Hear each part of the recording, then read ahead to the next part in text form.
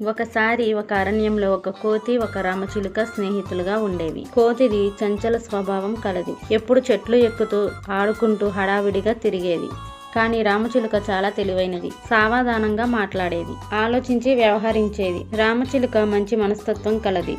కోతి చాలా స్వార్థంగా వ్యవహరించేది. ఒకరోజు కోతి ఓ మామిడి చెట్టు వద్దకు వెళ్ళింది. చెట్టు మామిడి పళ్లతో నిండుగా ఉంది. కోతి వెంటనే పండ్లు తెంపుకొని తినడం మొదలెట్టింది. ఆ సమయంలో రామచిలుక కూడా అక్కడికి వచ్చింది.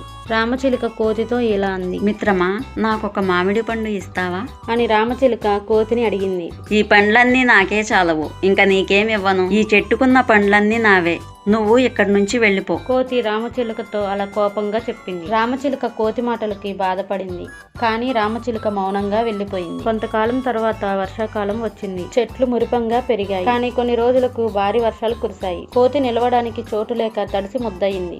కోతి రామచిలుక దగ్గరకు వచ్చింది. నాకు నీ దగ్గర ఆశ్రయం ఇస్తావా అని రామచిలుకను కోతి అడిగింది. కోతి మాటలకు రామచిలుక హాస్యంగా నవ్వింది. ఎప్పుడు నీ స్వార్థం నువ్వే చూసుకుంటావు, అలాంటప్పుడు నేనెందుకు నీకు సహాయం చేయాలి? కోతి మీద జాలిపడి చిలక ఆశ్రయం ఇచ్చింది. ఈ సంఘటన తర్వాత కోతి తన తప్పును తాను గ్రహించింది. అది ఎప్పుడూ ఇతరులతో ప్రేమగా ఉండాలని, స్వార్థం లేకుండా ఉండాలని నిర్ణయించుకుంది. ఒక గ్రామంలో ఒక మంచి మనసున్న ఆవు ఉండేది. అది ఎవరినైనా ప్రేమగా చూసుకునేది. అదే గ్రామంలో ఒక చెట్టు పైన ఒక రామచిలుక కూడా ఉండేది. రామచిలుక చాలా చురుకుగా, తెలివిగా ఉండేది. ఒకరోజు ఆ గ్రామంలో కరువు కాలం సమీపించింది.